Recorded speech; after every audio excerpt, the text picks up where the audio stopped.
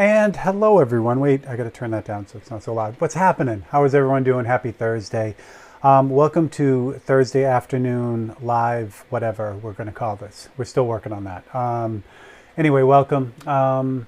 Today, there's a lot going on. Unfortunately, most of it I can't work on the live feeds. So they're either commissions that are gifts or you know they're just not quite ready yet. So I thought we'd work on the Ford painting today, and go from there. I realized I also didn't do any cool notifications or anything for this too. So Thursdays are kind of the way they are. I mean, they are literally turn the camera on and go. So that's kind of what we got. There's a bunch of stuff that I'd love to have shown you. The Matchbox car, the Hot Wheels car, has been shipped out, but that was one of those things that couldn't be shown until it got to the owner. So I posted that one. It would be fun to have that one here, but that's okay. Another painting I'm working on, same kind of thing. It has to go to where it's going first before I can show it, but I'm excited about that one.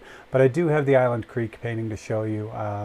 That's all done and ready to go. So, all right, let's get to work because we got things to do, right? I think, maybe, I don't know. All right, that's not the one I want. It is the one I want, but it's just not really the way I want it. How is everyone doing? I'll check comments in one quick second once I get this set up. So it's just a real quick show and tell with that painting, and I posted it today on Instagram and Facebook. Let's move out a little bit. There we go. So I'll show you that painting in a sec. What do I want here? Let's see if I can hang out with you guys. Dan, what's up? Chris, what's happening? There we go. All right, I may even have chat too. That'll be exciting. Okay, great. So, like I said, real quick show and tell. So this is the upside down version. There we go. That is the Island Creek painting, and I can't get it. Well, I can get it all in if I do this the right way. And let's see if I can do this. What is with? Yeah, I'm about to order all new magnets. They're breaking, and I need a little bit stronger version. So I'm going to place an order and get all those magnets going. I want this like this. No, I don't. I want this like. Ah, that's what I want. That way I can get it back here. There we go. Oh, you want to turn that on too, so you can see me struggling for real. There it is. Okay. Jeff, what's up? And Chris, yes, definitely. So the goal with this painting now that it's done is, actually I'll move this light so it's I'll let glare on it. The goal for this painting now that it's done is it goes to Madison Editions in Massachusetts. They'll take a crazy high res photo of it and they'll print off the Giclée. So they are the ones that makes the prints for these. I'm probably going to do them like the Newburyport print, which is on my website right now. So it'll be, even though this is 8x10 image wise, the paper will be 8x10 when I get it back, and then the image will be brought in a little bit. So I think that's the way we're going to kind of handle that. Make sure I'm not hearing anything else. There we go. And then I also placed the test order for the cards. So there are going to be note cards with this on it too. So if you're interested in that, keep an eye out for that. As well as maybe possibly putting this on a bunch of other different things. So that's kind of what we're thinking with this one. But that is how it came out. I'm really happy. So that is on ampersand clayboard. And right now it's got about 6 or 7 really thin coats of UVLS satin clear. So I was going to do this in gloss, but it just looks so much better with the satin that I'm going to just keep doing that. So the trick to this is with something with this much brushwork on it, in order to kind of bury that out and level it out a little bit. I don't want to completely bury it, but to level that out, It's a slow process. I spray with a light coat of UVLS, let that set, and then really lightly with a used Scotch-Brite pad, I'll just scuff the whole thing and smooth it out. So it's just a constant, repetitive pattern of that, and it'll be a number of different coats by the time this is done. But it'll be nice. It'll have a real nice even sheen across it, but it'll still show some of the brushwork. So anyway, so there you go. So that's what we got. Teresa Justine, what's up? Andre, what's happening? Thank you, thank you. So because this week has been such a fantastic week, I'm going to cheers with you in the afternoon, since I've already done my driving around. So I'm going to go with the Righteous Beer for the Righteous Kind. This is Birdfish, and I have not had this one yet. This one's called Spruce Willis. So I would imagine this is the very first. It's a dark lager with spruce. So I'm assuming this is the first holiday beer. So I'm just going to skip over pumpkin and go right to Christmas. Yeah, I hear the volume, so I bet it's this. Sorry, I hear myself talking. There we go. That's better. Okay, let's get to work. Not really work. This is fun. So the Ford painting, that's that one right there. The HD stencil painting. It's neat. I have a bunch of stuff that needs to be done, but it's neat really making a dent in the list. And if Maston Parker was here, I will be getting back on the large motorcycle painting. So I just don't know when, but as soon as I get everything else kind of buttoned up, that's getting close to needing to be done too. There we go. Brazil art. There we go. But hey, what could go wrong? Exactly. Midday cheers. No. She knows. My boss is very cool to me, and not Marge, me. So day drinking is okay as long as it's for a good cause, and you guys are certainly a good cause. So there we go. All right. So here's where we're at. Again, for those who are just joining us. Or have not been around. This painting started life as an HD stencil. What's interesting, there are 1,000,001 different ways to get your image onto what you're working on. And it seems to be, there seems to be a lot of back and forth, mostly about that as far as what's cheating and what's not. So this HD stencil is, I sent HD Stencil, the company, and they're hdstencils.com. I sent them a photograph, my photograph, which was the one I showed you when we first started. They sent me back this very cool, almost screen printy like stencil, put it on there, sprayed it, and that's what gave me all this stuff here. So there's this for transfer. I could have taken the photocopy, which I also have, the same photograph. I could have put a piece of transfer paper down, which is like graphite paper, traced through this and had, the line drawing on there. I could have set up a grid on this and then a grid on my reference photo and then transfer the lines from the grids to the image. I could have just sketched it out and reworked it over and over again.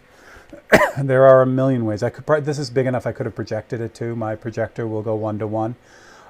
So there are a lot of ways that I could have got the reference onto the board. Here's the thing with that, as far as being a cheat or whatever, there is no, to me, there is no cheating, because it's not the method that you use. It's those methods just save you time. It doesn't do the work for you. So to go from this image here to what the final painting will be, there's a lot more involved in that than it is to just get the image down on the board. And the Island Creek painting is a perfect example of that. That's literally just a loose sketch, and yet that's the tightest painting I've ever done. Because all the drawing essentially came after as I was working. So there's that. All right. So where are we at? So here's what's going on with this. This front fender, which is, I think I worked on this maybe on Instagram Live or YouTube. Facebook Live, or it might have been here on YouTube. The highlight part here is a little bit too purple. It's not bright enough. So I'll have to address that before I kind of move on with those. And I think, since I don't really have a plan today, I think that might be something that I can work on. Chris says, for those who say we cheat, let me see you do it. That's exactly it. I mean, I think the misconception is And I guess as with whatever we do, if you have someone who is proficient at it, they make it look easy. And like, this could be anything. This could be a tennis player or a baseball player, football, or whatever, race car driver. It doesn't matter. If they're proficient at it, they make it look easy. So a lot of people who aren't at that level will automatically assume that whatever they have as far as technology is making them better. For instance, Tiger Woods golf clubs, or Mario Andretti's car, or his pit crew or whatever. And all those do have something to do with their ultimate success, because if Tiger Woods plays with a $20 driver, it's not going to work the same. He'll be able to do much better with a more expensive, more technologically advanced driver, but he'll still be able to do a lot with a cheap driver. So I think that's the misconception, especially people who are getting into, for art type of thing, people get frustrated, and when they get frustrated, they tend to, lash out at folks that are, doing what they want to do, I guess. So that I find that's usually where the cheating part comes from.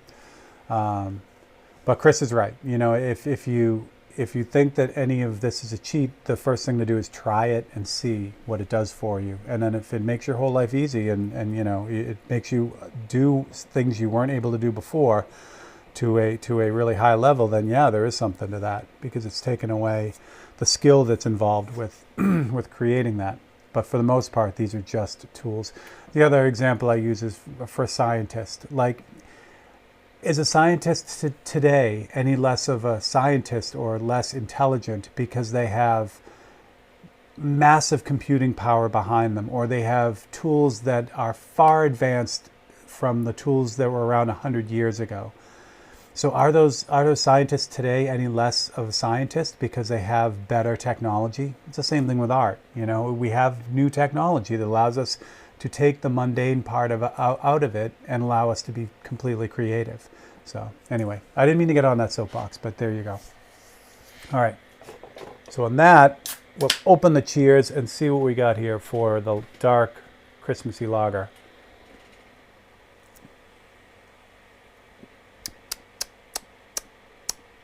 Yep, kind of tastes like a Christmas tree. All right then. Well, you don't know if you like something until you try it. Mom taught me well that way. It's a nice thing about having a 100% Italian mother. You had to eat everything. You had to at least try it. It's not bad. It's just I don't know. If I wanted a tree in my beer, I would put a tree in my beer. But anyway, that's it. All right. So what do we do? So we were working on the motor last time. I think last time I was live. There is a lot that needs to be done, though. The background is pretty much done. I mean, that's pretty much locked in the way it's going to be. This area up here is pretty close. This interior is definitely locked in. This part here is not, though. So what I think I might do today,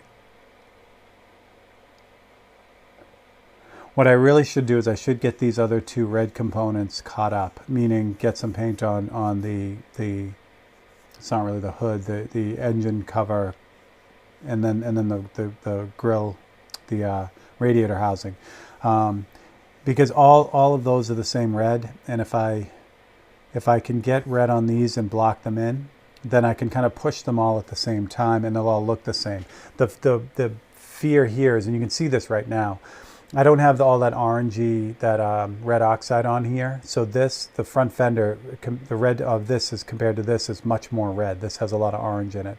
So the worry for me is if I really try to work each part individually, they might not eventually look the same as far as the color goes. I mean, I can push them around and get there, but it's much easier to do it if I'm pushing them all at the same time, doing the same treatment to all of them.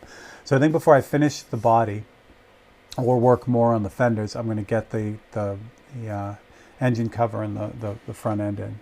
I think that'll be good. All right. So for that, because it's red and I don't want a whole bunch of overspray, I think I'm going to cut a template for it. So I also need to get the bottom of this front fender down too. I missed it originally, so we'll do that.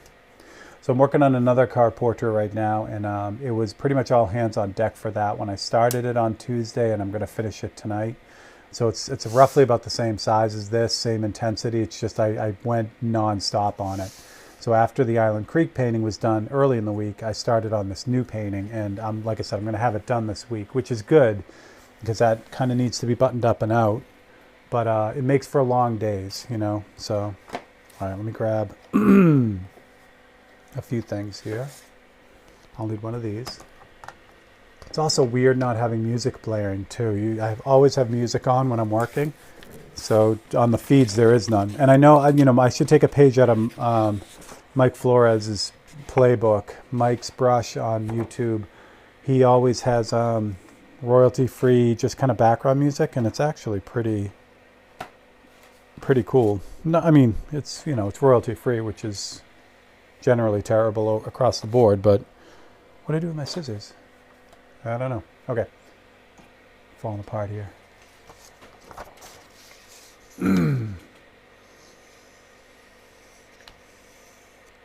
Yeah, I can't remember. Oh, that was the other thing that was coming up too. I wanted to do this, the feed today, and I need one more camera arm to do it.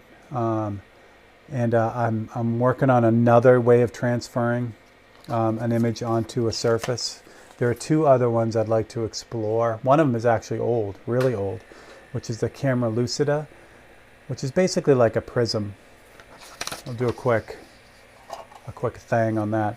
So what it is it's basically a really small prism, and what you do is you look down through it like this, and then what happens is the thing you want to draw or the thing you want to transfer. This is actually where the whole cheating thing came up, because I was watching videos on this, and this was considered this was actually kind of considered a cheat as well. So you want to draw your flower. So it's a device where it uses this special type of prism, and what happens is the image of the whatever you aim this at will go through the prism and will project down onto whatever you're working on, like that. So what you see is the workspace down here, but then you also see the halo, this ghost image of the object that you want to trace. So you can trace it right onto the object. Really very cool. They're a little bit difficult to use, but now there are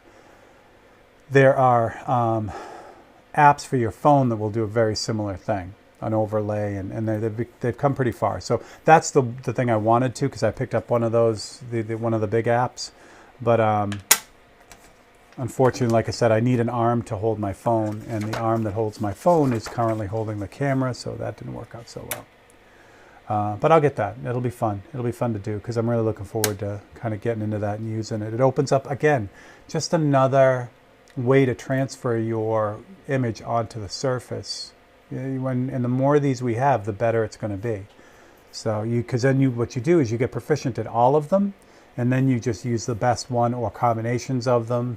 And I'm telling you, it's been awesome for kind of what I do, because now I have these, the photocopy kind of thing that I do to get these images on, but I can also draw on there. I can also project it.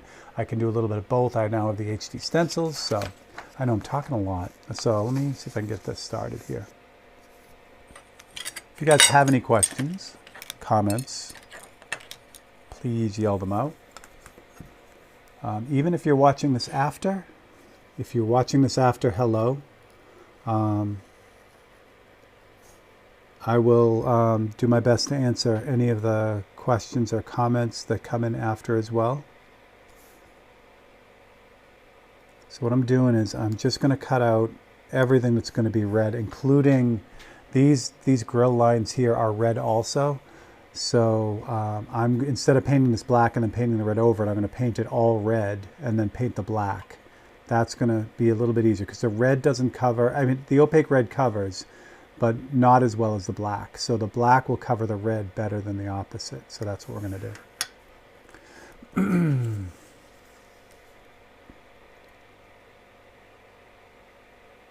I do have a new X-Acto blade in here. I just changed it out because I was working on that other painting and I needed a sharp blade. So that's always nice to have a brand new blade in here. I should take stock in X-Acto. Using just so many of them.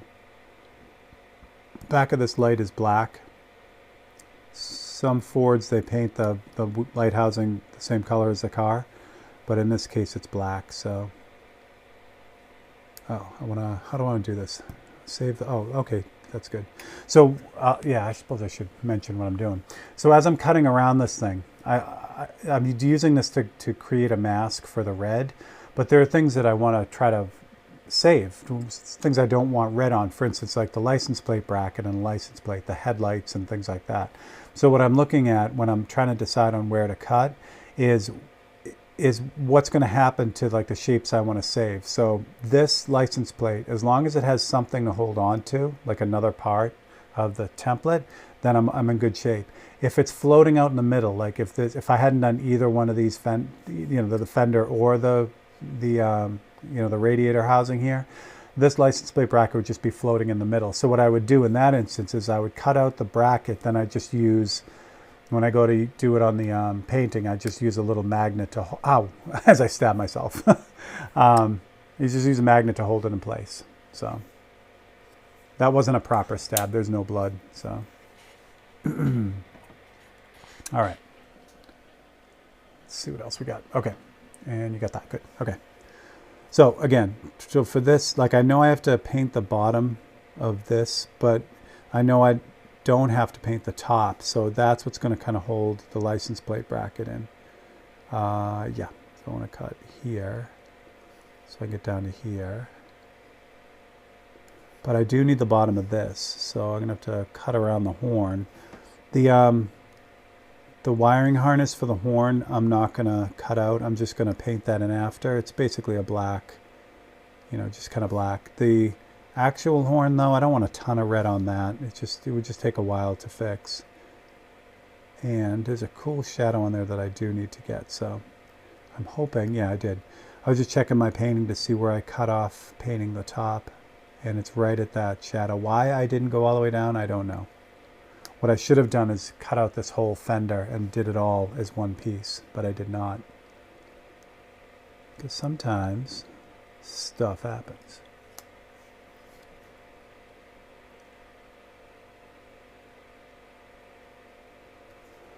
So what else is going on here? So I have a guitar to paint, which is going to be a lot of fun.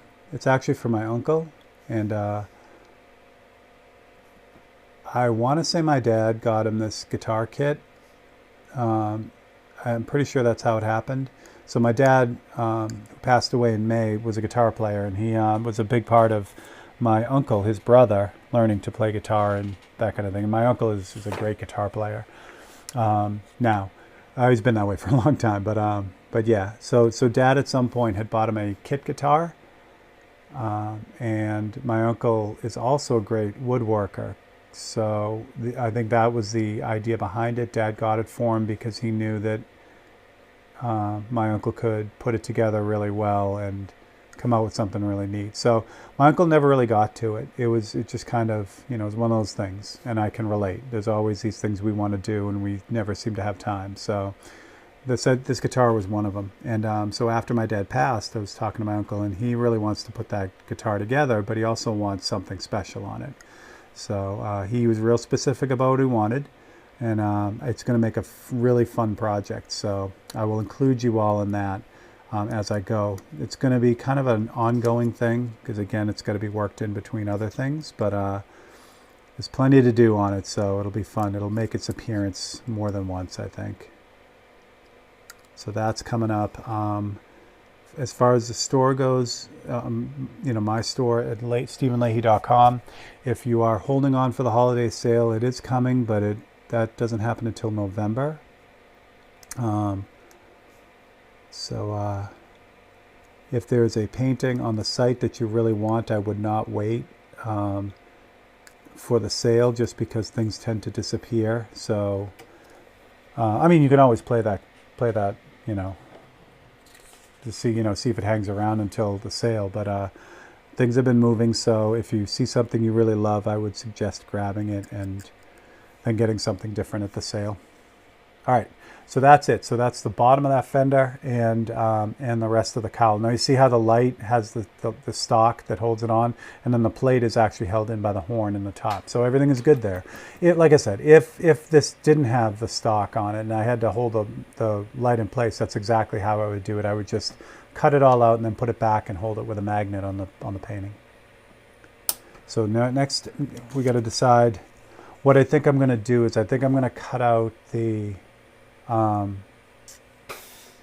should find out what they call this. It's basically the hood of the car, but it's more like an engine cover. So I could cut this out, but the connection right here between these two is really small. So there's a good chance that that's going to come apart. It's not a major deal, but this will be a nicer stencil to kind of hold down. So I think I'm going to do these two pieces separately, but I'll still paint them. You'll see, I'll paint them at the same time. So I'll do this and then I'll cut out another template and do exactly that. So that's the way we're going to go. All right, so that's ready. All right, oh boy. And you're on YouTube, so thank you. If you haven't already liked, subscribed, did all that stuff, notifications and all that, please do. In the ever-going effort to make this YouTube channel big and strong. I really, really appreciate it. If you are already signed up, then you got the notification on the Harley painting, which is the other HD stencil painting that I'm working on at the same time. So that's come along great. It's a whole different animal because it's all textural. It's all rusty metal, which is a lot of fun. All right, so I lined up that photocopy. So now everything's good. I'm thinking about, well, I was going to put a magnet on here just for good measure, but what happens is this is an ampersand board that I'm working on. It's 1/8 of an inch thick, and it's MDF. It's like a fiber board material.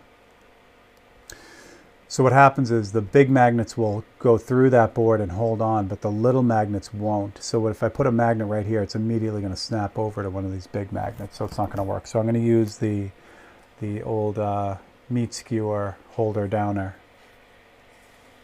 to take care of that. All right, one more try on the Christmas.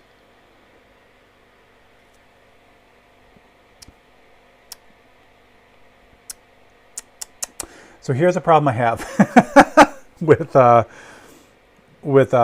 spruce type, pine type tastes. For me, it just makes everything taste like some sort of cleaner. Like it gives it that hint of less oil. You know what I mean? So that's unfortunate, but I don't know. Some people might like it. And you never know until you try. All right. What do I got here?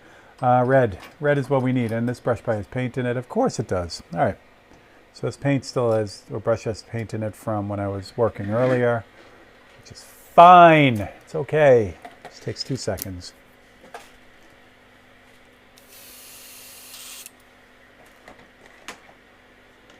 But I really love this ampersand board. I'm having a great time with it.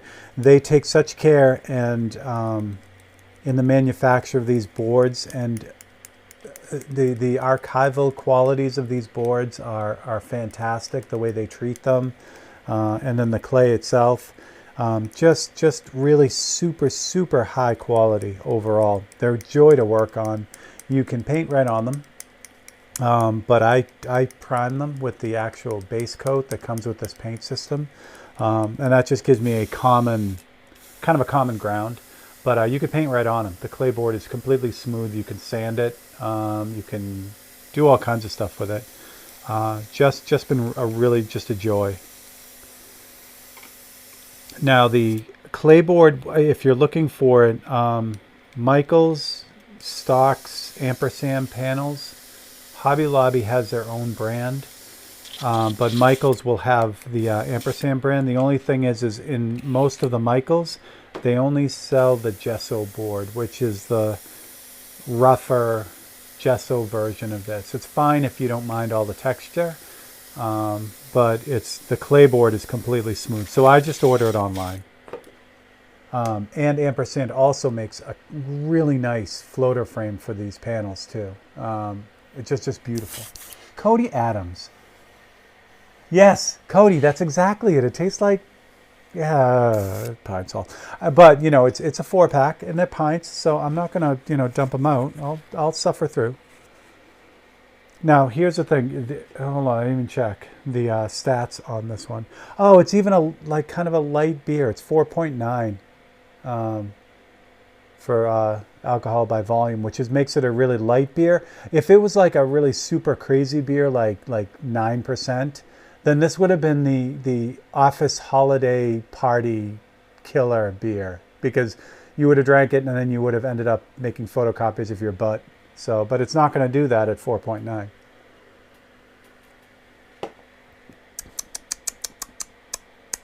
Yep, Lysol, fantastic. All right. So for this car, the base of this car, as with a lot of the red that I choose, this is the Pyro Red. This is the Wicked Opaque, new Wicked Opaque colors. I love this red, but I don't. Oh, do I do it? Yeah, I do have it here. Nope. Yep, they're Wicked Red, just a regular standard Wicked. I can't talk. Wicked Red. It was my go-to red all along. It's extremely similar. It's a little bit darker than the Pyro Red, but this color I used a lot. So the opaque red has just kind of stepped in its place. It's nice. The reason why I've been using a lot more of the opaque colors is just it reduces a lot better without any additional stuff like the 4050. So just for a kind of a ready to go paint. It works very well. Again, if I'm almost out of this, but if I run out of this, I'll just jump back to the Wicked Red. It's not, it's not like a crazy difference, but just that ability to kind of reduce it out and not have it need anything else is pretty fantastic. All right. The other thing I did is I ran out of reducer. And let me tell you, not that I don't mind the convenience of Hobby Lobby, but this little 8-ounce bottle, this is 8 ounces, right? Yeah, 8-ounce bottle was $15. So if you buy this online, and I don't, like I said, I'm not trying to slam Hobby Lobby. I pay for the convenience, I get that. But yeah, damn, $14.99 for an 8-ounce bottle is steep, so.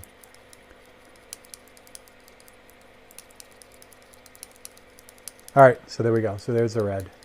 I just this is probably reduced 2 to 1, so I had added twice as much reducer as there is paint here, and that's mostly because of the airbrush. This airbrush likes the paint thinner, although again I over reduce everything anyway, but because I like to work slow. All right, I need my special hold down tool. These things are great. If you just go to the grocery store and get the little bamboo meat skewers for the shish kebabs. They work fantastic. And they save your fingers from getting totally covered. Get the glue out of there. There we go.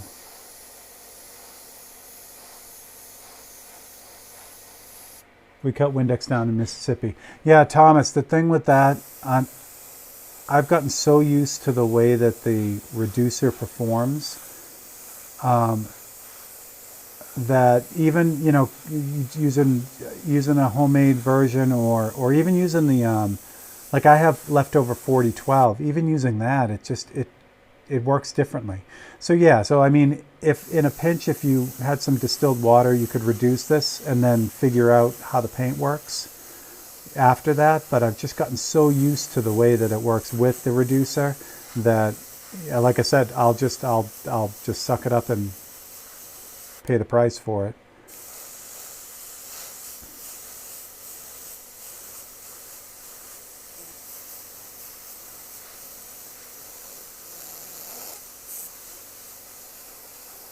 It's probably a little bit too thin,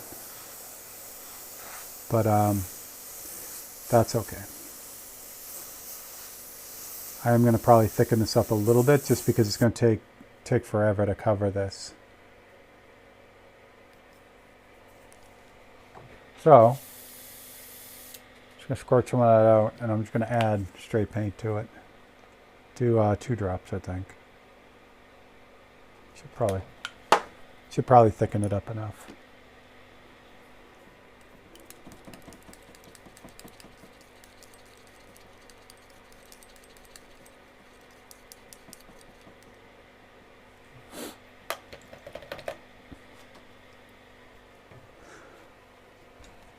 So taking it slow and, kind of applying that paint in a dry way will give me, I'll pull this back so you can see it.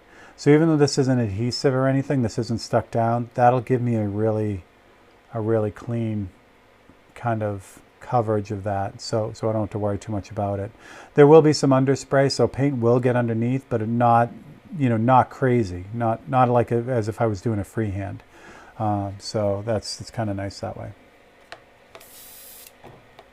All right.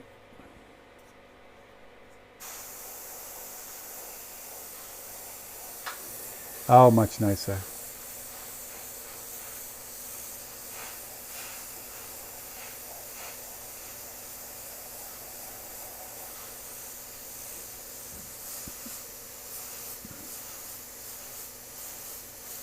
Yeah, so today I got to, as soon as I'm done with the feed, I'm going to order those magnets. And I looked, I use amazingmagnets.com for these neodymium magnets. So they do sell, this is a 3/8 inch magnet, and they do sell this with a hole in it, which would have made this handle idea a lot easier for me. I could have just put the number 4 screw through the hole. But it's about half, obviously, because you drill out a hole in the middle of it, it's about half as strong as this one, and I need the full strength. So I think I'm just going to stick with the JB Weld screw handle on the top. I'll just get them in and glue them all up. This seems to work, really, really well. And these magnets, I have some that are N42s, but I also have some that are, like the lesser grade, so I'm just going to make sure they're all the super strong ones, because these will hold but they won't, but I can move that around really easily. So yeah, so I'll go with the real strong ones.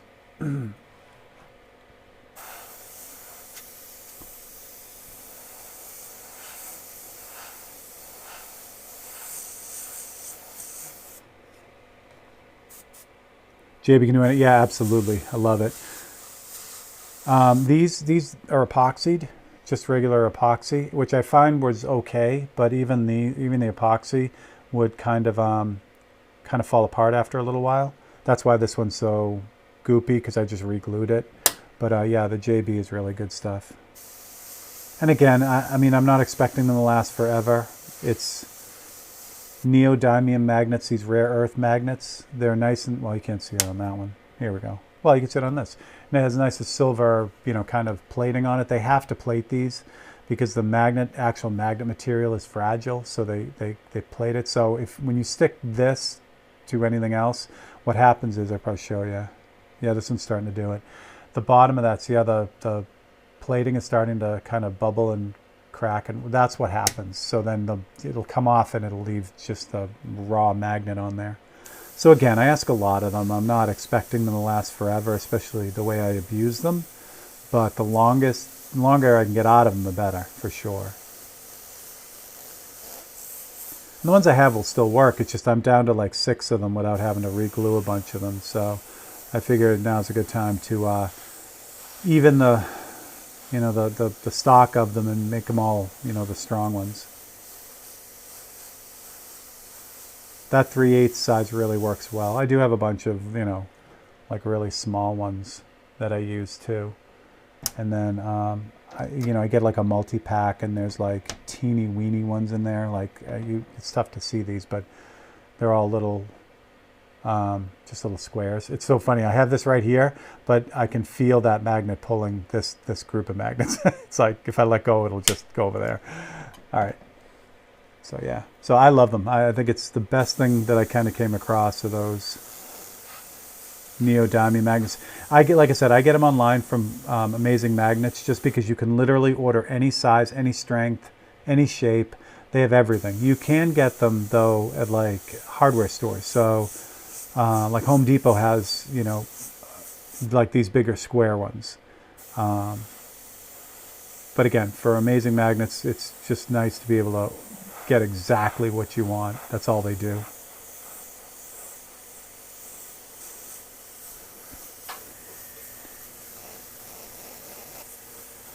I also have to order, speaking of magnets, there's a sheet magnet on the back of this ampersand panel. I'll show you in a second when I take all this off. So for these panels, I put a piece of sheet magnet on the back, and that's what holds it to the steel board. And I'm just about to the end of that stuff too. So that stuff gets old and it cracks and it rips and, you know, that kind of thing. So all that will be done today. I'll show you the magnet on the back of this in a second as soon as I get this red in. So that's pretty much it. That's good. I don't want to go to 100% full saturation because I've got a lot of work to do to this to get them, you know, kind of add that orange. But even there, you can see the difference between all three of them. I don't want that. I don't want that to happen. So you can kind of see it poking out here at the bottom. So it's just a sheet magnet that you would, this is pretty thick. It's probably 060, no, maybe 040. This sheet magnet, and this is stuff. It's flexible and it's coated on one side, so it's the stuff they use for, like, you know, signs and cars and things like that. But yeah, it works really well because when I have this on the board, this behind here is is just a steel panel. It's the Visionaire workstation, so it's steel. But even on my other workbench, I have a sheet of powder coated steel on that. So no matter what happens, where I put this, it'll just stay wherever I put it. I don't have to, you know, I don't have to hold it, or I don't have to put, you know, like hold it up with magnets. You know what I mean? It just has the big magnet on the back, and I can just do whatever I want with them, which is very cool.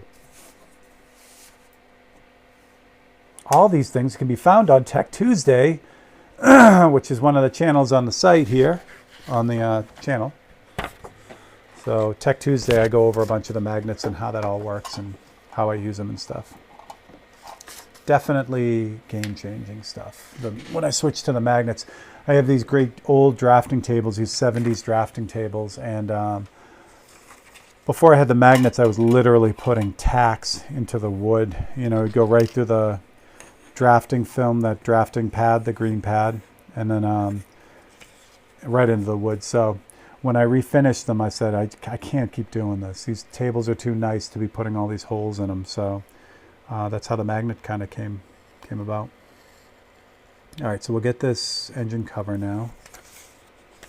That's really dark, right? But it's still red. All right, so I got to grab the back side of this too.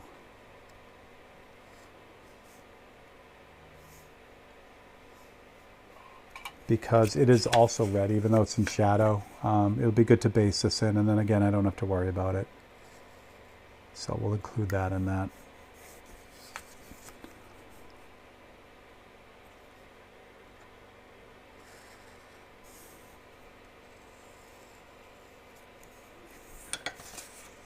I love these two cars because, you know, this 32 to 34 Ford type of, you know, body style is just classic hot rod. You see these as hot rods all the time.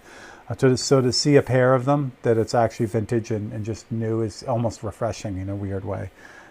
So yeah, I saw, like I said, these were at a car show, like a kind of a Saturday drive-in type show. Just had a good time with them. And my buddy Keith, I'm almost positive my buddy Keith, if this is a truck, I can't tell. Actually, no, it's probably not the same one. He pinstriped a blue Ford pickup truck, or blue truck, and I can't tell if this is it, although it looks like there's striping on the front. Did a really cool job with that. MacGyver. I love it, but yeah, thank you, Thomas. But everything that I MacGyver is like, looks like, you know, it fell off a truck and rolled down the street. It's all very, very poorly made stuff, which is fun, but, you know. All right, so I still have the red in the brush, so we're just gonna rinse and repeat here. I'm gonna drop this in where it should go. This magnet here, these 1-inch magnets, this thing is brutally strong. So even through the board, it holds on really well. If this snaps down, like against the board, like, you know, like that, it's really hard to get off the board. Those magnets are great. All right. More red, and then this is all blocked in.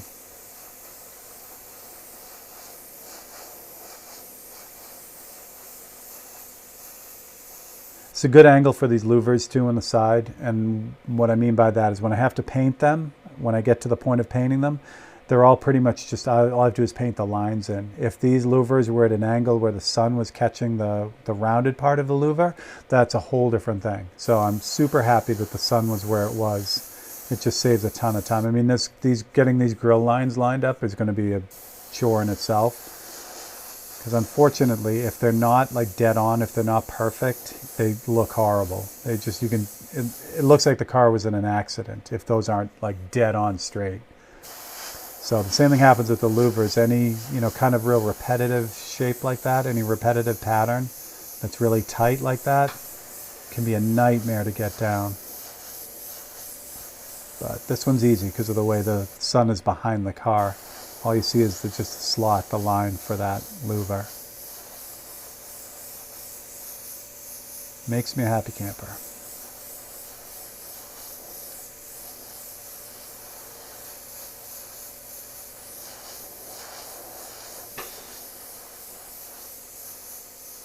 So again, just a lot of light layers, and the light layers help with that underspray too.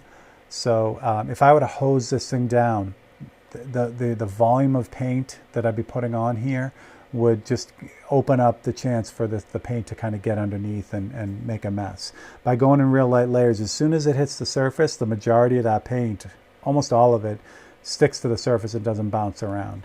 And that will give me that real clean kind of edge without having an adhesive mask on it.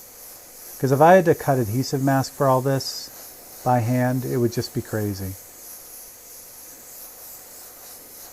All right, get that to the point where it's caught up to the other one. You need a little bit more on there. Actually, I don't need a little bit more in this because this actually has some sun on it too, on the bottom of it, so it's going to actually lighten up. All right, good. So we'll leave that like that. Looks good. I think I got everything. Everything's supposed to be red. Oh, except for the wheels, but the wheels are okay. I'm not worried about the red color in the wheels because they're much darker anyway, so I'll be able to adjust those as we go, but the wheels are a whole different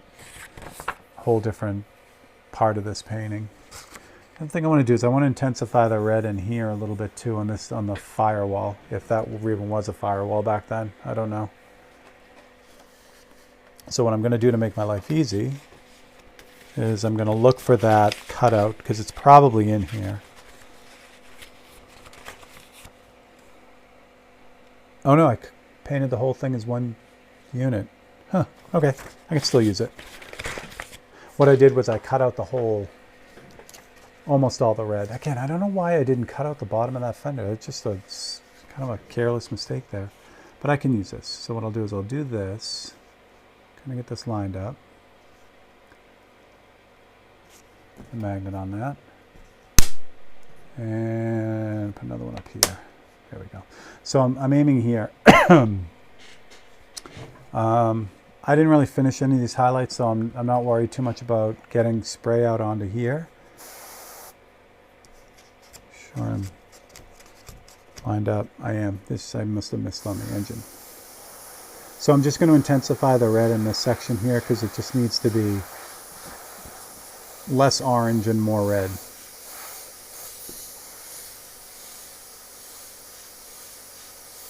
And again, this brush puts on paint with enough control that I don't have to worry about getting a whole bunch of red like on these highlights over here. As long as I keep it fairly light, again, the paint will just go where I need it to go.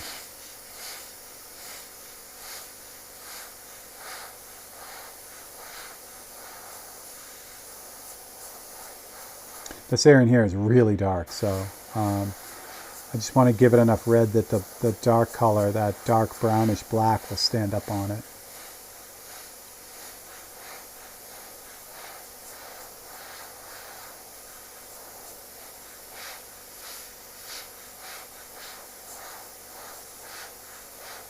So the brown, the dark color, it's like a brownish black. Between that and the little bit of red oxide, that's what turns this color into that color, which we'll get there, but for now it's building it up. And it, you know what that does by kind of tinting colors instead of just mixing up like the you know the base color here with that orange in it. By tinting it, you have different layers of paint now, and it just gives the painting this three-dimensionality that's hard to describe. So when you see it, once it's all clear, the light just kind of goes right through it, and that's really neat. Where if it was just a solid color, if it was like, if I basically mixed up each individual color and ran them to saturation, it doesn't have that same kind of watercolory stained glass effect to it. It's hard to describe, but it really works. Lee Jordan, what's up? Lee, did you, is your bell icon clicked? I know YouTube is doing a few like not weird changes, but they're doing a few things to update everything, and there's going to be like channel handles now and all this fun stuff. So maybe that's it. Of course it is. Thanks, Lee. I love it. Appreciate it. All right, good. So that's about as I spray, nothing else is happening. So I know that I've reached that point of saturation. So that's good thing for that. That's good.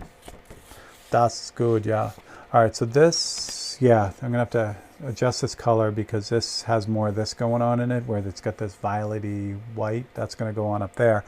But this will work out well when I do the highlights on the top of all these parts. Basically, I can do all of those together. So what I think I'm gonna do before I do that, though, is I'm gonna work on this engine compartment again. And what's going to happen is if I get all that in, if I get this down to where it should be, the dark, really dark color, when I go to do like especially the lighter part on the cowl here, that overspray I can clean up really easy, where opposite it might not work so well. If I had a really light, delicate color on this part, like a violet-y, bluish color, and then I go and get brownish black on it, that's going to be a much harder repair than just if I got a little bit of that violet-y color, light color down in the engine compartment. Then I just take a little bit of the brown black and cover it, and it's done. So that's the thought process behind that. Well, cheers, Lee. Lee, I'm doing my British evening cheers with you guys. So we have, I was telling everyone, we have Birdfish, Spruce Willis, which is also called Less Toil. It even smells like Less Toil. I actively avoid most holiday beers because they usually don't end well. I mean, there's so much pumpkin that one person can take. I did have one. I think it was, who made that? It was a Voodoo Ranger. Maybe it's one of the ones around here. I don't know. It was a pumpkin beer that actually wasn't bad at all. It was, I think it tasted like a stout, but it wasn't. It was neat. Timothy John Luke Smith, what's up? So, yeah. So that's I really try to avoid all the the crazy holiday beers. Spiced ones don't bother me, but like pine ones, that's a tough one. Thanks, Tim. Thanks. Yeah, I'm happy that one's in the bag.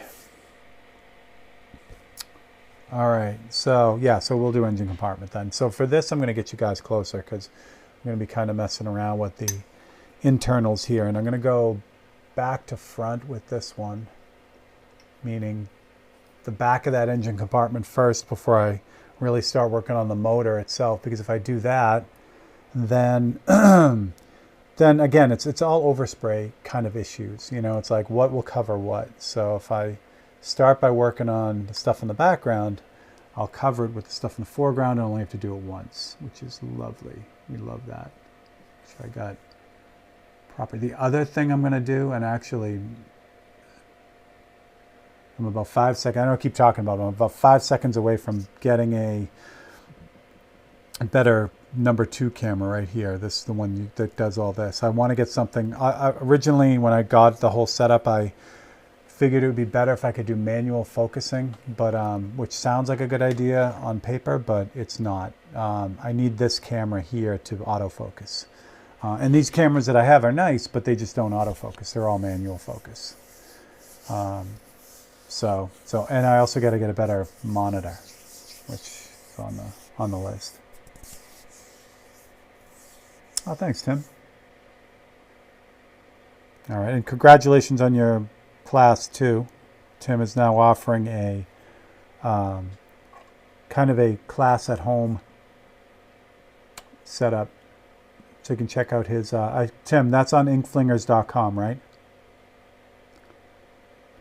Yeah, actually, Tim, if you want to type in that the link to that, that would be great. So Tim is offering kind of a complete course in one shot that you can grab, and comes with everything you need. All right, so where am I at here? Where am I at? I think what I'm going to do, this is so beautifully subtle and complex at the same time.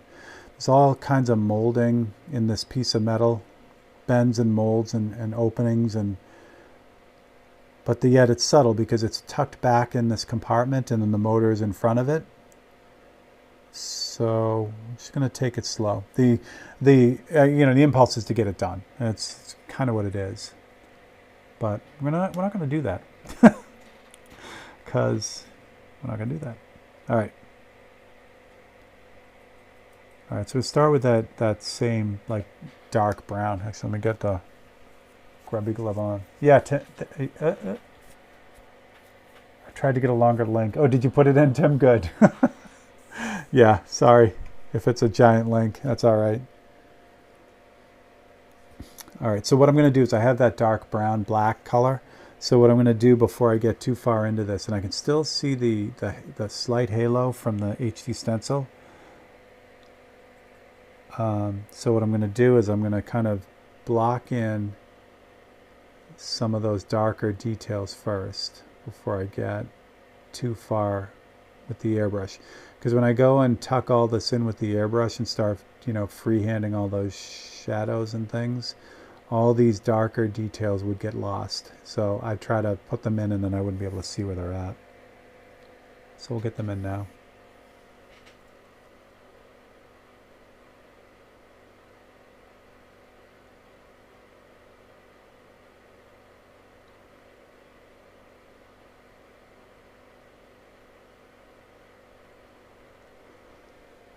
Some sort of carriage tag right here. It's a metal tag with rivets in it. So the other thing I do a lot, and you guys aren't going to see it because you're real close, but what I do, like I have this, the reference image on my tablet here right next to me. So I have that zoomed way in so I can see what each part is. But what I also do to really keep things in order is I'll keep a photocopy right above too. Because what happens is for me, as I'm looking at the real close-up of the reference photo, I start to lose scale on how big it's supposed to be in here for real. And even though I have a lot of indications to help me out with that, it's always nice to just be able to glance up and say, oh, that's really how big it's supposed to be.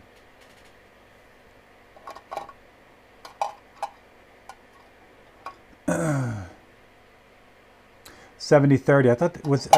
I thought that was 80-20. Tim, is that, am I thinking of the right thing? That 80% of the results come from 20% of the last 20% of the effort, something like that.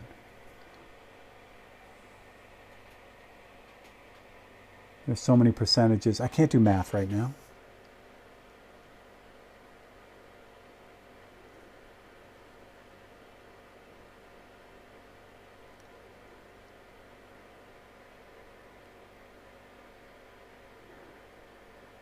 Oh, I didn't know there was a rule for that. For me, I don't know, man. Like the Island Creek painting, I'd say that painting is probably 50-50. I did so much paintbrush work in that. The New York painting, the Manhattan painting, that's probably 70-30 in the other direction. That was all blocked in with the airbrush, and then almost all of it was paintbrush. So I think for me it depends on the painting itself. That usually determines it for me, and I do so many different subjects. I think each subject will kind of tell me what it's going to be. But yeah, I think that's kind of the way I kind of go at it. It's funny, I never think about it. Like I shouldn't say I never think about it. Like when I do some of the quick paintings, I'm always like, oh, I should just try to just do this 100%, airbrush, no, nothing else. And it never happens. I always put some amount of paintbrush in it. It's because I don't know. Mike's brush, there you are. Another great guy to check out. So Mike Flores has Mike's brush. Just follow that man if you're not already doing it. The 3D printing wizard, the airbrushing dude, does everything. All right, so this is kind of a pale blue. So there is a silver tag, like a silver edge around this. So before I get too far with this, again, a lot of this is going to get not covered, but it's going to have like the shadow kind of put over the whole thing. So by getting in these details first, when I go to just kind of float the shadows in, they'll include these bits and pieces, so they won't look like they're just stuck on top. Like right now, that tag feels like it's just been stuck right on there. But once I get the shading all over the place and some of that airbrushing kind of bleeds onto this little tag, it's going to just shade it in the right way, and it'll be done. Yeah, thanks, Mike. With the reflections on the side right here, there obviously is another car sitting next to this. I was going to leave that reflection out, but when I was looking at it, I'm like, no, you know what? It's at a car show. I've got the other car in there, so might as well put the reflections in too. So that's how that all kind of came out. I did take out, I don't know if I showed, well, I can show you here. There was this happens a lot when I'm taking photos of cars. I don't really care if, I get other stuff in it because I can human Photoshop them out. This dude with his sandals was like, just wouldn't leave. So I'm like, I'll just take the picture. So he got deleted. He's not in the picture anymore, him and his fancy sandals. And no, he was not the owner of the car. I would have definitely, asked him a bunch of questions if it was the owner. He was just someone reliving some old, I don't know, whatever. There's also some writing in here too. So I'm just going to kind of indicate that as well on this tag. And again, this is pretty much bright white. So it's stronger than it needs to be. But again, when I go to wash over this with those first few layers of shadow, that's going to tuck right back in. It'll be ready to go. His legs are hairy. Yeah, sandals. The only thing that was missing from that, Tim, was he didn't have socks on. So that was the only missing component for that. Nice enough guy. I mean, I don't know. I'm making fun of this guy. I don't even know him. But actually, I'm not making fun of him. I'm just making fun of his hairy calves and his sandal choices.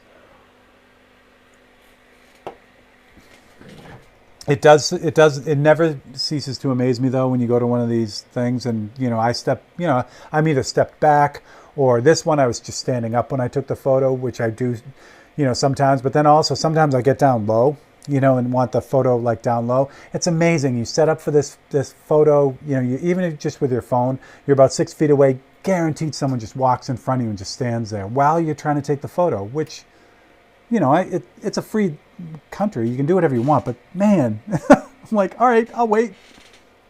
All right, so I got straight black here, so I'm going to start to put in some of those tighter details again, because a lot of these tighter details are going to get lost when I kind of put in the rest of that shading. So I don't want to lose it. Let's just kind of get them in now.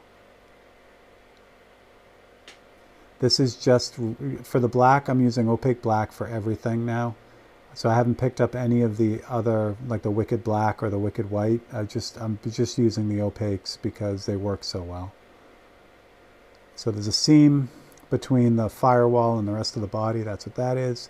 And then the random holes for wires and things like that. We're going to get those in too. For the same reason, these will get this neat kind of hazy cast over them. Where if I try to, again, if I paint that in after I paint the shadows, it's going to sit on top, and I don't want that. No socks is a good thing. Yeah, absolutely. He got deleted. Do the reflections of the scale. What makes you work? Oh, thanks, Mike. It's so fun, especially with Chrome and things like that. I almost feel dirty because, not to say that, it's a trick or anything, but easily with any of these cars, it's the reflections that make them. So the car could be like, at this stage, it's okay. You know, it's not, it's okay. But when I get those really super, like the final like reflections, the sun, or if there's a bit of chrome like on these light rings, or the hubcaps of the wheels, that like people just home in on that, and if those are successful, the rest of the painting's fine. It's like I said, it feels kind of like a cheat. You know, it's like, okay, you're really distracting everyone from, you know, the other stuff in the painting with that because it's so flashy. But I do like it a lot. And what I really love with that kind of stuff too is when it's something really super complex in the chrome, the reflections or whatever, and you know, I just kind of like turn off my head and just kind of concentrate on what I'm just seeing and not trying to figure it out, and then it comes out right. That's a great feeling too. Because I can't always turn off my head when I'm doing these. It's like, oh, what is that part? You know, I should know that, or, you know, those kind of things. So, all right, this is super dark in here. So what's going on here is there's the rest of the compartment has like a kind of like a, not really like a, it's an indentation for the rest of where the motor kind of goes underneath the car, the transmission and everything. So what I do for that is I'll just indicate the edge there, and then I'll back that up with the airbrush after, because it's soft and there's some wires in there too. Same thing with these other, as I start to get more towards the driver's side here, it gets darker and darker. So for that stuff, I can just start indicating edges. And again, when I spray the darker color in there, these edges will just barely show up, and that's really all I need. So they're going to look odd now. They're going to look like they're just kind of sitting on the surface. But once I get the rest of the shading in, it'll make much more sense.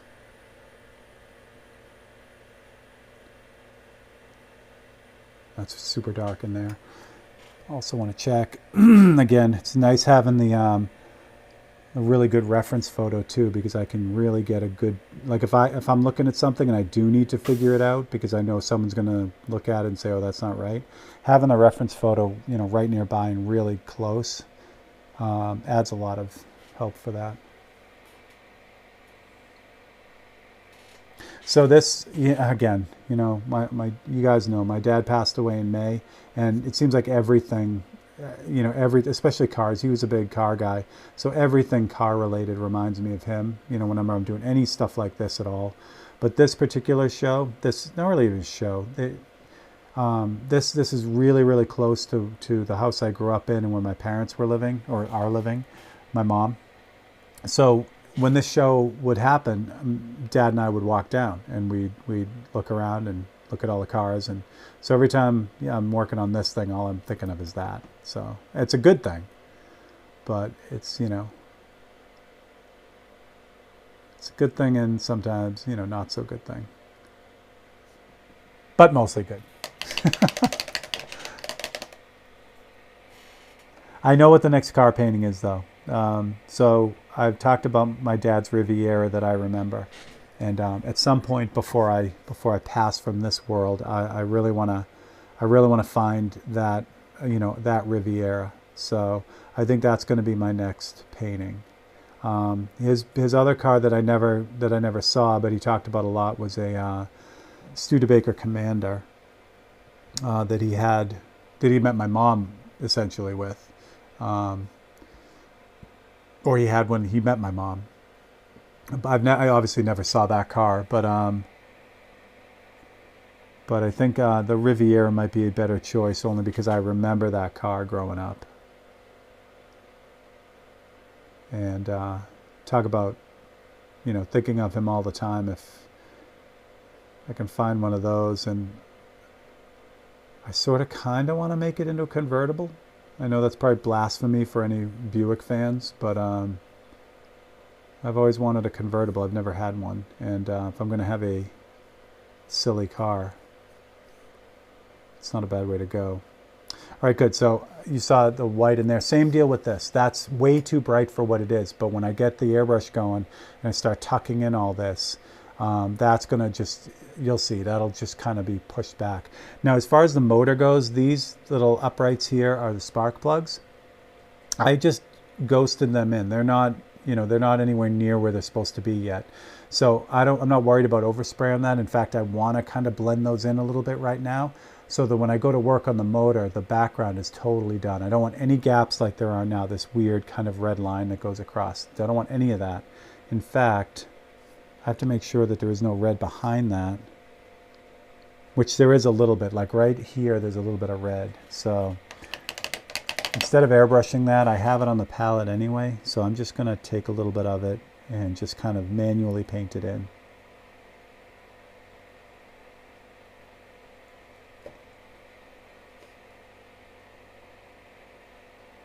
Yeah, so I'm glad my dad had a 65 Riviera instead of a 57 Chevy Bel Air, because, that would be a lot harder car to come across for, under 100 grand. So, all right, so this is the red. Again, this is, well, it's too goopy. Here we go. I'm not overly concerned that it matches, because again, this area here is really dark. I just want to get that red, so when I put the darker color on top, it doesn't look black. If there's a little bit of red, even if it's not quite the right red, it'll still work. It'll blend in with all the rest of it. This is way too thick, but that's gonna be okay. All right. Let that dry a little bit and just double check. There's a neat little highlight right here, but I'm gonna wait and put that in after. And there's another one over here where I just did all this stuff here. It's the light kind of sneaking through, but I'll put that on after. It kind of sits on top of everything. The other thing I do want to do though, maybe.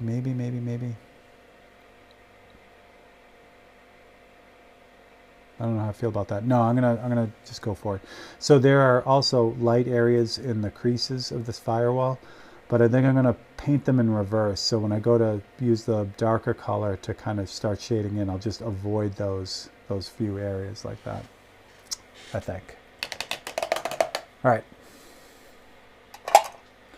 Oh, Pine Beer, how I missed you so.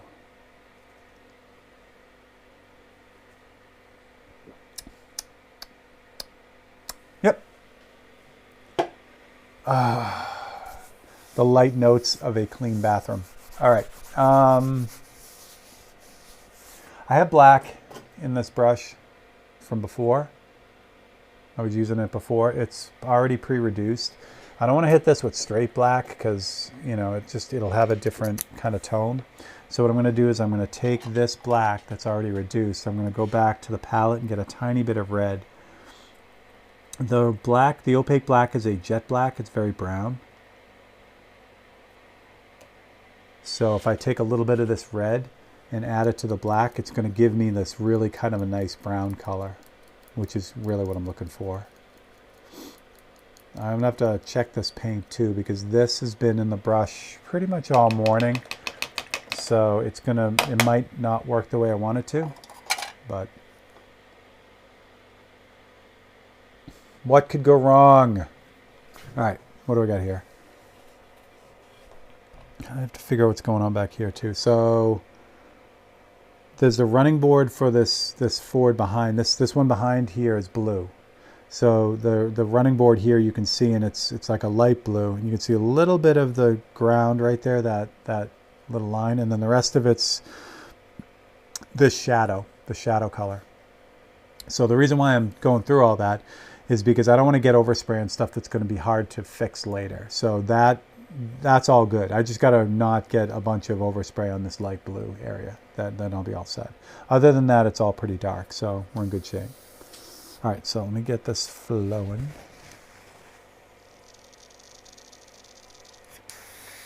Let's see what we got here.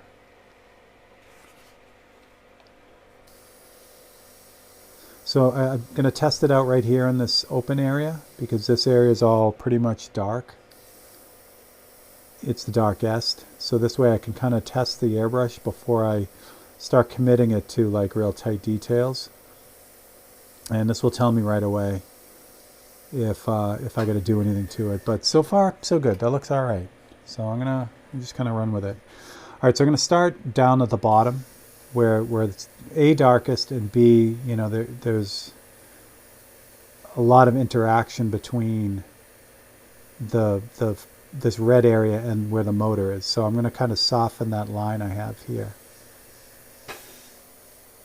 And again, I'm not worried about the motor itself. In fact, you know, I could paint the entire motor just black right now, and it would still be an improvement over trying to leave it and then, you know, figure out what it is. It's better to just, for me to just put the motor on top of this when I'm ready. So I'm just going to kind of remove that red line and just fade the stuff back up. And then I can use the reference photo to just kind of start picking out those darkest details.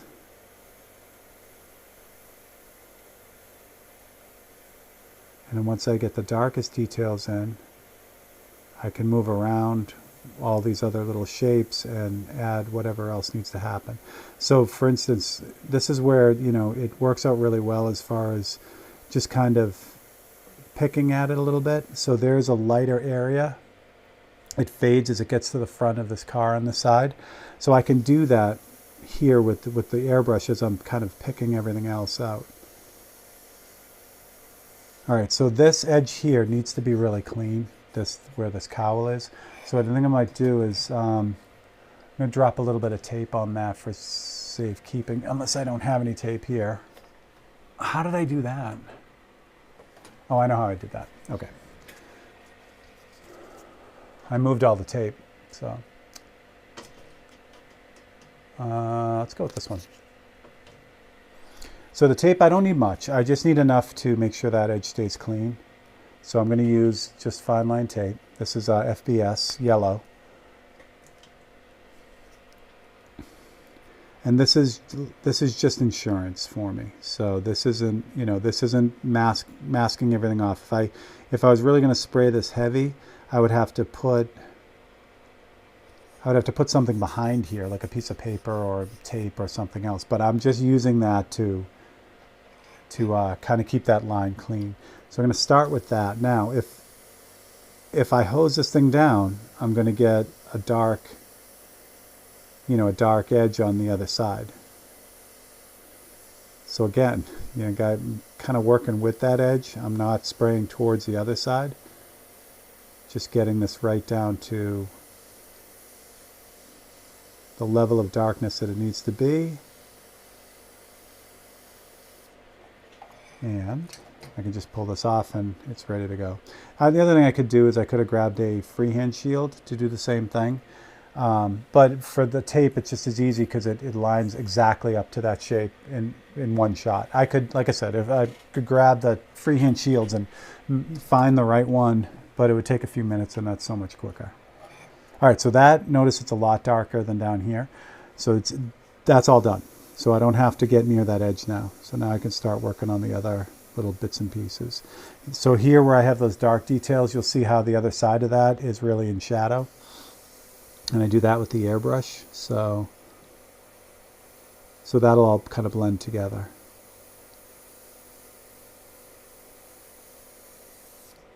Would use the tape as a different way if you want a softer edge. If I wanted that edge softer, like if I wanted to roll over a little bit like that, then I would probably have grabbed a freehand shield because then I could hold it up a little bit or let the underspray just naturally get under there. In this instance, that edge is so sharp because it's, you know, two different planes, really two different objects, that, you know, the tape works out really well. So yeah, I think I would use the shield if I wanted a little bit softer. I should have my other glove on this other hand because I don't want to really make contact with this, but it'll be all right. I won't be cursing myself till later on that one. What happens is oils from my hand will be deposited onto the painting, and then when I go to put a varnish or the clear on it, it'll resist that, or even the paint. If I have a big oily fingerprint right in the middle of it, the oil will resist the paint, which is not a lot of fun. All right, so here's a good example of what Tim was just talking about. So there's a kind of a body shape and an indication here of another, like something that bumps out. So what I can do here is, with it, since it's really kind of subtle, it's not really that sharp, I can find an edge on this. Yeah, that's going to work right there. I use the photocopy to line it up, and now I can just kind of go back here. So for this, I just kind of line this up, and then if I go real light here, a couple passes, not too much, it'll start to show that, you know, that edge. So then what I can do is find the reverse of it. So what I'm doing is I have that line there that I just made. So I have the template right next to it, and I'm looking for something that pretty much matches it. So there it is right there. So when I get that, I'll just slide that over to where it's supposed to be. And then if I do the same thing on the other side, I'll get the indication of that little bump out. So, and that's, you know, I don't have tape. Maybe I do have tape that small, but that's just a really quick way to kind of get a really nice, like, not super sharp, but also not really, you know, fuzzy kind of transition there too. And from there, that's all I needed. I just needed the indication of that. So I'm going to move off. Now this is spraying very strong, and I can adjust this, even though they don't say you don't have to do this. I do this a lot with this paint.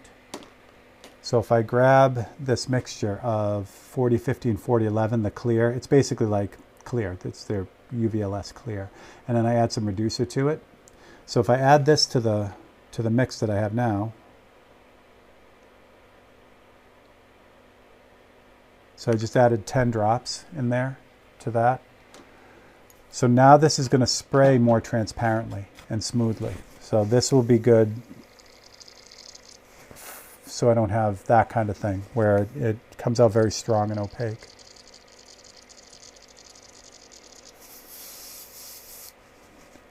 And what happens is with that clear, I'm not just reducing the crap out of this, I'm re-adding binder to it. So that's what really helps smooth it out. If I just reduced it like crazy, it would get real seedy, and even though it's real thin, it would still spray very grainy.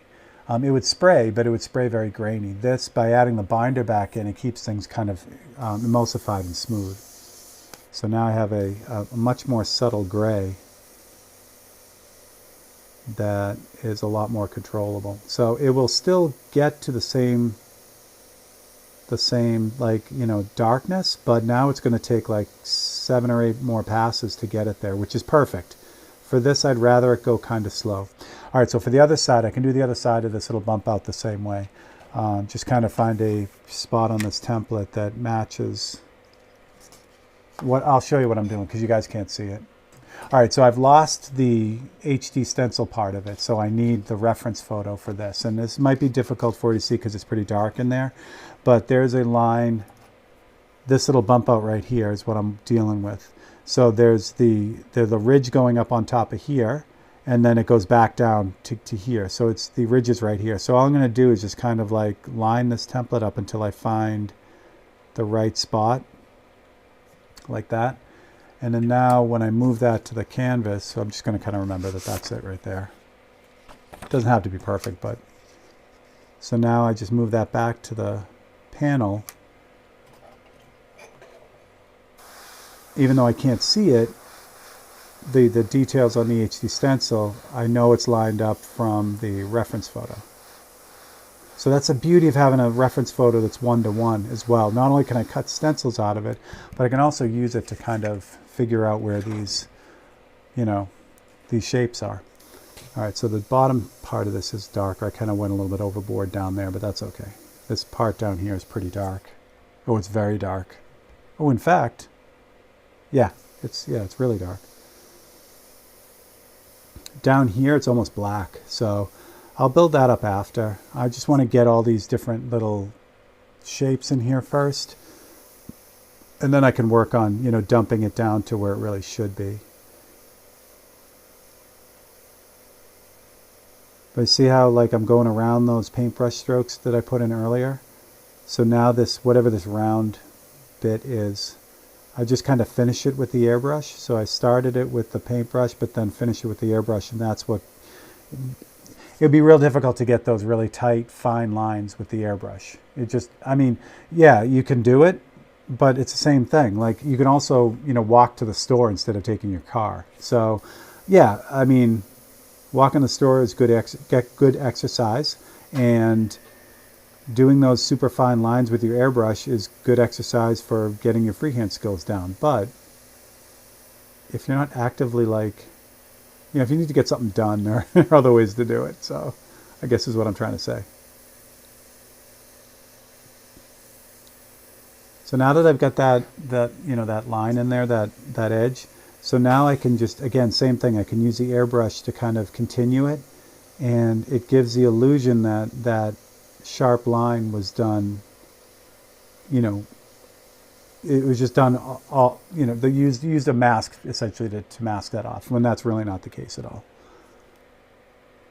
All right. Since this is a dark brown, I can go right up against this tire, the spare tire, and not worry about overspray. The tire itself is going to, most tires, especially older ones, have this kind of brownish cast to them anyway. So I could just go right over it. I don't have to mask it off. I don't have to do anything. In fact, it's going to make a better edge if this is softer. If this is super hard edge and then I miss it, it's going to have a gap in it. But if I have a little bit of overspray on that, when I go to do the tire, it's gonna just work out. So, all right, same thing up here with this. Remember the tag I did, and I said it was like kind of sitting on top. All right, let me back out a little bit, make sure I'm doing the right thing here. Yeah. I'm going to start with that edge again. This it rolls over, but it's not a super sharp corner. It's not a 90-degree roll. So I'm going to use the airbrush for this, because this will give me kind of a sharp edge, but also, it won't be tape sharp like that. So once I get that edge in right there, then I can start kind of bleeding it out over, and then I can start including the tag as well.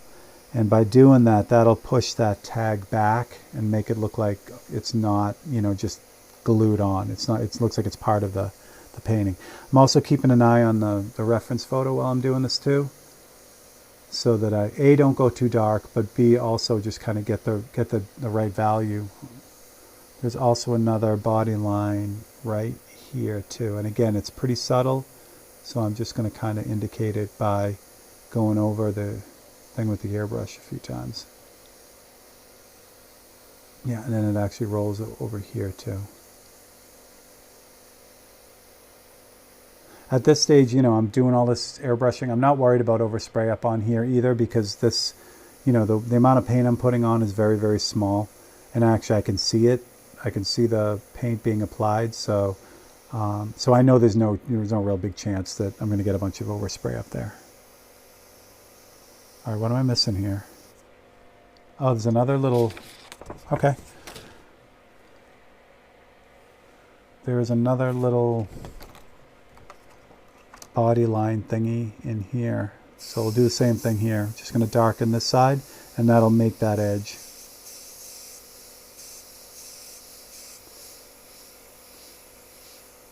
Like that. Is there another one on the other side?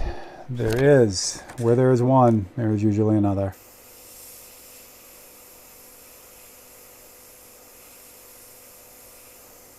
Nice. Okay. And just fill in the gap. So, no matter how much care and you take doing this stuff, there will be someone who will come up to me and say, "Oh, in that year of that Ford, that hole was like 3 millimeters, to the left or right." It's like, oh, please, just go away. So I'm happy that people are passionate about it, but there's a great guy that I follow, a model maker, Harry Houdini. And I think I mentioned it before. He talks about rivet counters. So when he's building airplanes and things, there are guys who will come up and literally, they give him crap because this wing has 4 extra rivets on it or whatever. And there's really no need for that. I mean, I'm proud that you know so much, and if you want to say, hey, did you know this has this on it or that, I'm always up for being re-educated, but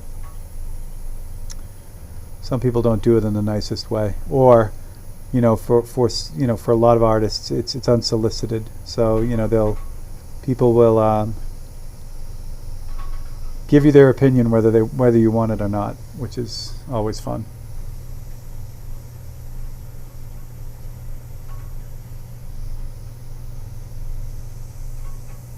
I have a friend, and it doesn't matter. It doesn't matter if it's a painting or your car. So I have a friend who has I painted a picture of it. He has a beautiful '63 Corvette, white Corvette. The car is beautiful. So he's at the show and he's won a bunch of awards with it. No kidding. Some guy comes up to him and like wants to measure the length of carpet pile because he thinks the carpet is too long for that year. It's like, you really need to get away from me. Hey Franz, what's up?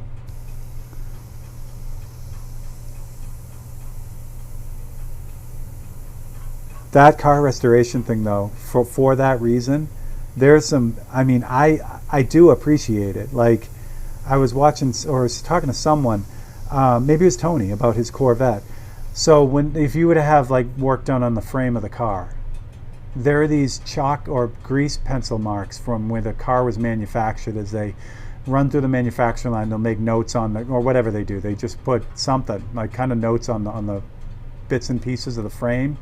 So when you have the car restored, you have to like put those chalk marks or those grease pencil notes back where they should be.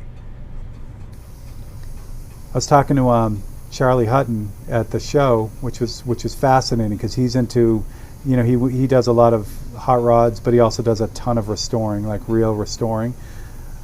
To have a screw or a bolt manufactured, like it's the same bolt that you could pick up at the hardware store for like 30 cents, but the car originally had a certain stamp on the top, so you have to have this bolt manufactured. So now it's like an $80 bolt, but when people want to restore it back to exactly the way that was when it rolled off the factory, that's what's involved. So again, I think my issue is unsolicited advice. When people offer their opinions without first getting to know the person who owns the vehicle. My nephew has a '68 Cougar, and it's the same thing with that. It's almost like a daily driver for him and his dad. They don't drive it every day, but it's not a show car. It's a drivable car. But they take it to these shows and they go, and people will say, oh, the radio knob is from a '68, not a '67. It's like, please get away from me.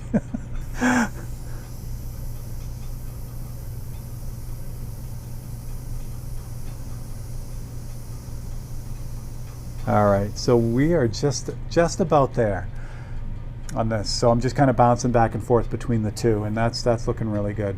There's one last thing I'll do with you guys now, and this is fun. So this is that little reflection that I was talking about. Not reflection, it's a bit of sun that's coming through.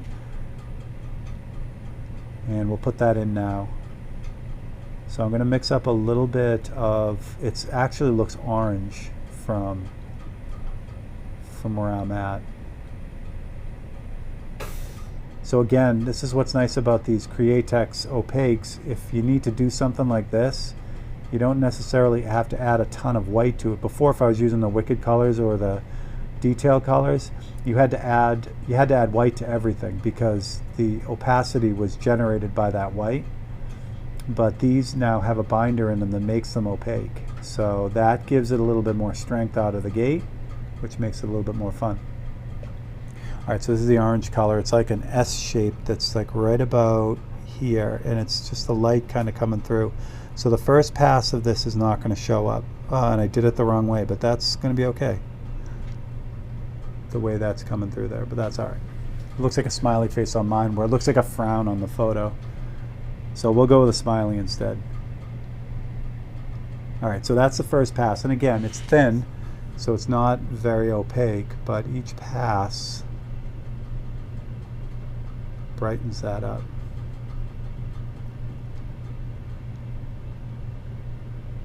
So this little reflection here too, even though it's in the painting, this is gonna be something that also might get deleted later on.